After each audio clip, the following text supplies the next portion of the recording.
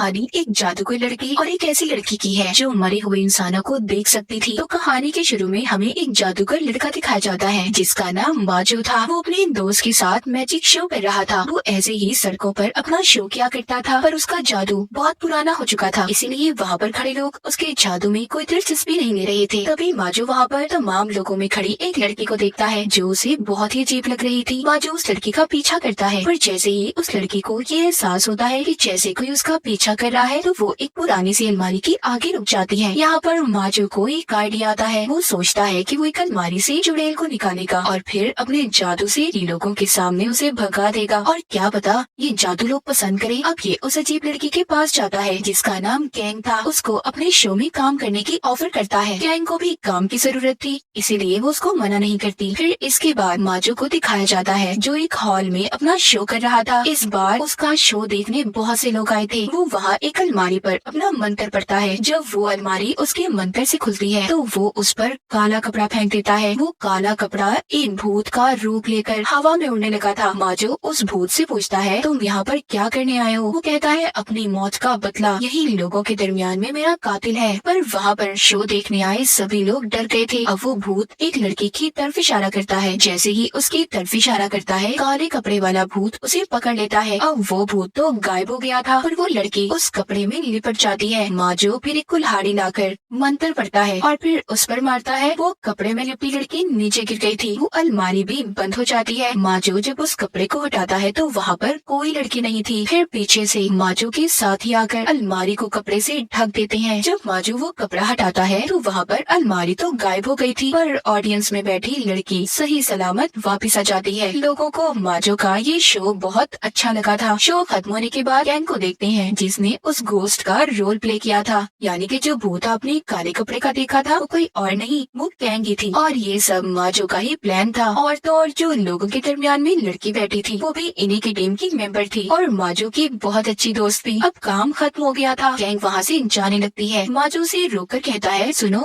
मेरी बात सुनो, हम लोग सब बाहर जा रहे हैं, क्या तुम हमारे साथ चलोगी? पर गैंग उसे मना कर देती है और घर चली जाती है। गैंग जब घर आती है तो अपनी मॉम से बात करती है। यहाँ पर हमें पता चलता है कि वो बिल्कुल अकेली रहती थी। आज उसका बर्थडे था। वो अकेली बैठकर केक खा रही थी। गैंग ने अपने घर में एक टेंट भी बनाया हुआ था जिसमें वो सोती थी, क्योंकि उसका घर बहुत बड़ा था और उसे अकेले ऐसे सोने से डर लगता था। गैंग जब टेंट में सोने जाती है तो उसे महसूस हो रहा था कि जैसे उसकी टेंट की जिप कोई खोल रहा हो। वो अपने सामने दो बच्चों को देखती है जो मर चुके थे। जिसके बाद हम गैंग को सड़क के किनारे देखते हैं जहाँ पर उन्हीं दो बच्चों की मौत हुई थी। गैंग पुलिस को फोन करती है, कहती है कि एक आदमी बहुत नशे में था और उसने नशे में गाड़ी चलाते हुए इन बच्चों का एक्सीडेंट कर दिया, क्योंकि ये बात इसे उन्हीं दो बच्चों ने बताई थी जो मर चुके थे। यहाँ पर हम ये जान पाते हैं कि गैंग मरे हुए इंसानों को देख सकती थी। अगले दिन गैंग जब शो की सेट पर थी तो अकेली बैठकर खाना खा रही थी। माजो का दोस्त उसे बड़ी ही गौर से देख रहा था, जो बात गैंग को अच्छी नहीं लगती और वहाँ से जाने लगती है। तभी वहाँ पर माजो आकर उसको रोक लेता है, कहता है कि कहाँ जा रही हो? वो कहती है अपने घर। वो कहता है नहीं नहीं, आज तुम नहीं जा सकती। तुम हर रोज ही कोई ना कोई बहाना बनाकर चली जाती हो। आज तुम्हें हम लोगों के साथ रुकना होगा। चलो हमारी सारी टीम खाना खाने जा रही है, तुम भी चलो। माजो के बहुत मनाने पर आखिरकार गैंग को मानना पड़ता है और वो उनके साथ चली जाती है। अब जब ये सब खाना खा रहे थे जहाँ पर माजो का दोस्त सबको बता रहा था, क्या तुम लोग जानते हो कल रात मेरी दादी मेरे सपने में आई थी जो मुझे बहुत डांट रही थी, और ये भी कहा उन्होंने कि जब मैं जिंदा थी तो तुम मुझे मिलने क्यों नहीं आए। ये बात जब गैंग सुनती है तो बहुत हंसती है। उसने बहुत ज्यादा शराब पी ली थी और जोर जोर से हंस रही थी। वहाँ पर ऊट पटांग हरकतें भी कर रही थी। माजो के पास बैठकर उसकी बहुत बेइज्जती करती है, कहती है मैंने तुम्हें मना किया था ना, तुम मुझे यहाँ पर क्यों लेकर आए? माजो की शर्ट पकड़कर उसे फाड़ देती है, फिर सबसे माफी मांगती है और वहाँ से चली जाती है।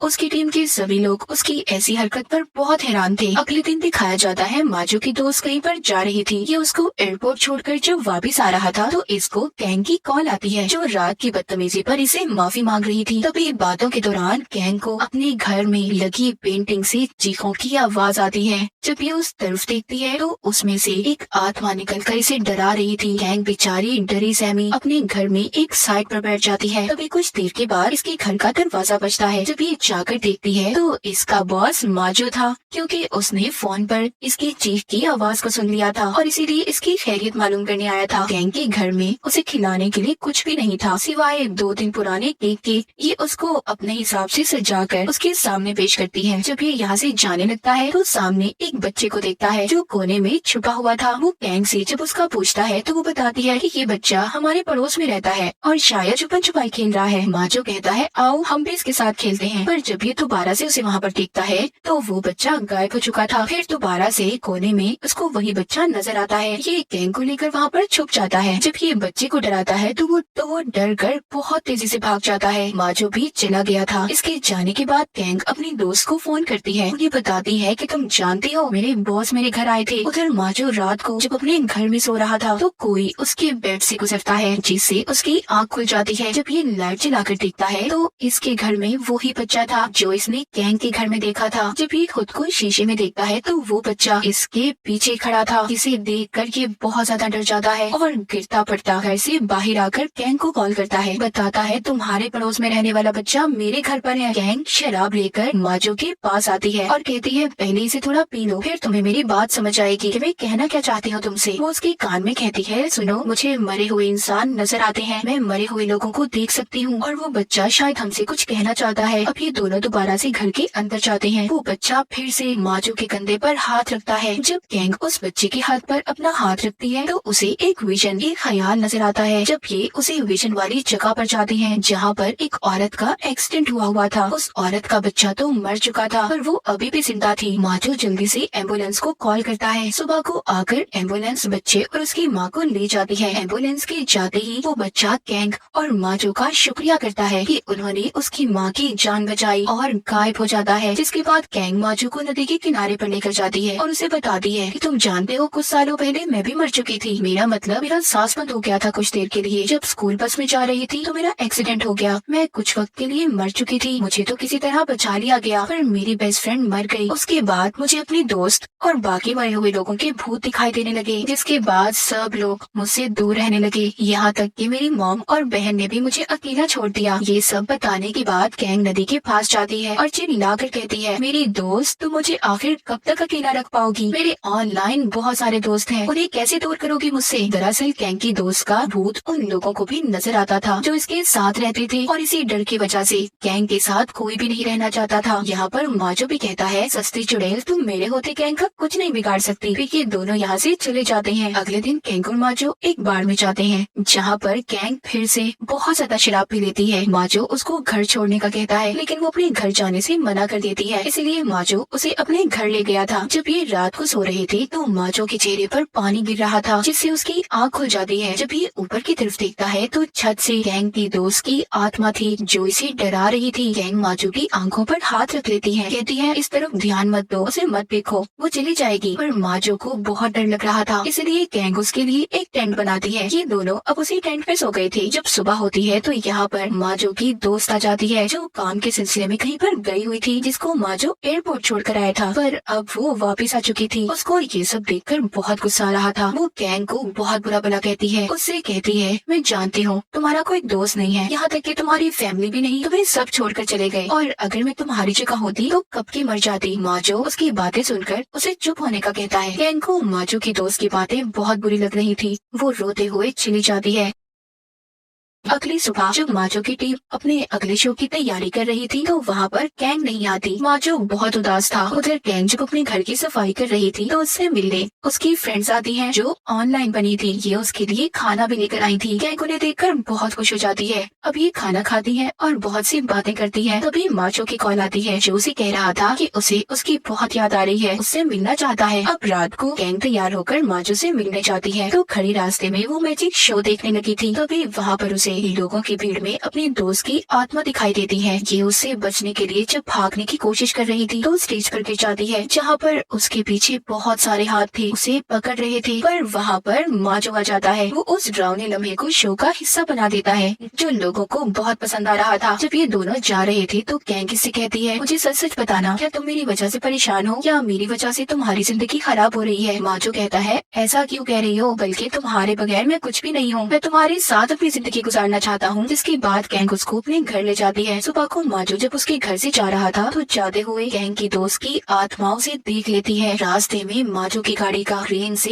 एक्सीडेंट हो जाता है और वो बच गया था। हैरानी वाली बात ये थी कि क्रेन के अंदर कोई ड्राइवर नहीं था। जब माजो बचकर बाहर आता है तो एक बहुत बड़ा साइन बोर्ड आकर उस पर गिर गया था। उधर गैंग जब अपने घर की सफाई कर रही थी तो उसे एक लॉकेट मिलता है जो उसकी दोस्त का था। ये उस लॉकेट को लेकर हॉल में जाती है जहाँ पर माजो परफॉर्म कर रहा था, अपना जादू दिखा रहा था। इसीलिए वो जादू देखने वाले लोगों के दरमियान में ही बैठ जाती है। जब अलमारी खुलती है तो उसमें से काले कपड़े वाला भूत निकलता है। जब माजो उससे उसके कातिल का पूछता है तो वो पहले तो कहीं और इशारा करती है, पर बाद में वो गैंग की तरफ इशारा करके उसे अपने साथ अलमारी में ले जाती है। सब लोग बहुत ज्यादा डर जाते हैं क्योंकि ये जादू उनके शो का हिस्सा नहीं था। सब लोग हैरान थे। माजो जब अलमारी को खोलता है तो उसमें गैंग पानी की एक एक्वेरियम में बंद थी। ये उसको निकालने की कोशिश कर रहा था। जब वो एक कुल्हाड़ी लेकर एक्वेरियम को तोड़ने की कोशिश करता है तो वो हवा में उड़कर नीचे गिर जाता है और बेहोश हो गया था। जब गैंग एक्वेरियम में थी तो लॉकेट निकालकर अपनी दोस्त को देने लगती है। यही से कहानी चली जाती है उस दिन पर जब गैंग की स्कूल बस का एक्सीडेंट हुआ था। दरअसल गैंग और उसकी दोस्त बहुत अच्छी फ्रेंड्स थी। गैंग की दोस्त के पास ये लॉकेट था जो कीमती होने के साथ साथ उसकी दादी की निशानी थी, पर गैंग भी इस लॉकेट को बहुत पसंद करती थी। वो थोड़ी देर के लिए अपनी दोस्त से उसे पहनने के लिए कहती है। जैसे ही ये उस लॉकेट को पहनती है तभी बस का एक्सीडेंट हो गया था। सभी बच्चे नदी में गिर गए थे। रेस्क्यू टीम जब इन्हें बाहर निकालती है तो परेशान थी कि किसका इलाज पहले किया जाए क्योंकि इस वक्त वो सिर्फ एक इंसान की जान बचा सकते थे। जब वो गैंग के गले में हार देखते हैं तो समझ जाते हैं कि ये किसी अमीर घर की है और इसीलिए पहले उसकी जान बचाते हैं, पर गैंग की दोस्त मर चुकी थी। फिर जब गैंग को हॉस्पिटल ले जाया जाता है तो डॉक्टर्स ने वो लॉकेट उतार कर गैंग की मॉम को दे दिया था। वो उसे रख कर भूल गई और अब इस लॉकेट की वजह से गैंग की दोस्त उसके पीछे थी। उसकी आत्मा भटक रही थी। हम दोबारा से प्रेजेंट मौजूदा सीन देखते हैं जहाँ पर गैंग अपनी दोस्त को लॉकेट पहना देती है। जैसे ही वो लॉकेट पहनाती है वो एक्वेरियम से बाहर आ गई थी, पर माजो अभी भी बेहोश था। इन दोनों को हॉस्पिटल ले जाया जाता है। वो जब होश में आकर माजो की ऐसी हालत देखती है तो उससे दूर जाने का फैसला करती है, लेकिन होश में आने के बाद जब ये बात माजो को पता चलती है तो वो उसको फोन कर